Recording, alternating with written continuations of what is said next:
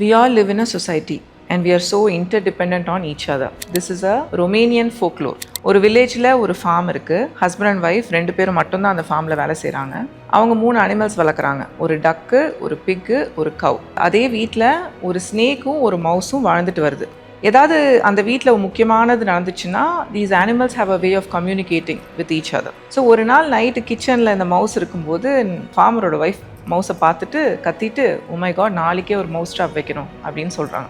இந்த மவுஸ் இதை கேட்டுட்டு வந்து எல்லா அனிமல்ஸ்கிட்டையும் ஒரு எமர்ஜென்சி மீட்டிங் வச்சு சொல்லுது, நம்ம எல்லாத்துக்கும் ஒரு டேஞ்சர் இருக்குது, நாளைக்கு வந்து மவுஸ் ட்ராப் வைக்க போகிறாங்கன்னே மீதி அனிமல்ஸ் எல்லாம் ஒரே சிரிக்குதுங்க. மவுஸ் ட்ராப் உனக்கு, அது என்ன நீ வந்து நமக்கு டேஞ்சர்னு சொல்கிற, உனக்கு தானே டேஞ்சர், நீயே பார்த்துக்கோ அப்படின்னு சொன்னோடனே இந்த மவுஸுக்கு டிசப்பாயின்மெண்ட்டில் போயிடுது. அன்றைக்கி நைட்டு ஃபுல்லாக அந்த மவுஸ் ட்ராப் எங்கே வைக்கிறாங்க அப்படின்னு பார்த்துட்டு அந்த ஏரியா ஆஃப் த ஹவுஸே அவாய்ட் பண்ணிவிட்டு எஸ்கேப் ஆகிடுது.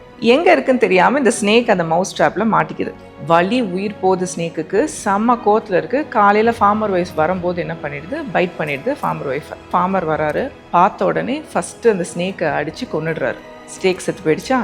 உடனே ஃபார்மர் ஒய்ஃபை வந்து டாக்டர்கிட்ட கூட்டிகிட்டு போகிறாங்க. டாக்டர் வந்து, "நீங்கள் இவ்வளோ லேட்டாக வந்திருக்கீங்களே, நான் மருந்து போடுறேன், பட் ஐ டோன்ட் நோ, நீங்கள் வெயிட் பண்ணி தான் பார்க்கணும்னு சொல்லிடுறாங்க."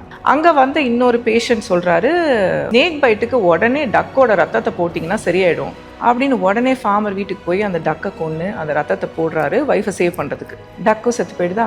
ஒரு 1 வீக் பார்க்குறாங்க, அவங்க பிழைக்கல. அந்த 1 வீக் அவங்க சிக்காக இருக்கிற டைமில் வந்து நிறைய ரிலேட்டிவ்ஸ் வராங்க. ஃபார்மரும் ஒர்க் பண்ணல, அவங்க ஒய்ஃபும் ஒர்க் பண்ணல, பணம் இல்லை.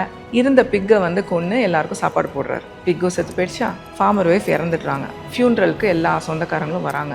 அவங்க எல்லாத்துக்கும் சாப்பாடு போகிறதுக்கு இருக்கிற கவ்வையும் வந்து ஃபார்மர் கொன்று சாப்பாடு போட்டுறாரு. கவ்வும் இறந்துருச்சா? இதில் தப்பிச்ச ஒன்றே அந்த மவுஸ். இது ஒரு சிம்பிள் ஸ்டோரியாக தெரியுதுல்ல, பட் எவ்வளோ ஒரு டீப்பான மீனிங் இருக்குது. Be it at home or at work, யாருக்காவது ஒரு ப்ராப்ளம் வந்துச்சுன்னா எனக்கு என்ன வந்துச்சுன்னு நடந்துக்காம அவங்க ப்ராப்ளத்தை சால்வ் பண்ண முடியலனாலும் ஏதாவது ஹெல்ப் பண்ணுறது ஃபஸ்ட்டு, அதுதான் ஹியூமனிட்டி, அதுதான் ஹியூமன் நேச்சர். ரெண்டாவது, as a strategy also it helps all of us. யாருமே என்டையர்லி செல்ஃப் சஃபிஷியன்ட் கிடையாது. இன்னொருத்தங்களை சார்ந்து தான் நம்ம வாழறோம். இது எல்லாருக்குமே ஒரு இம்பார்ட்டன்ட் லெசனாக இருக்கும்னு நம்புகிறேன்.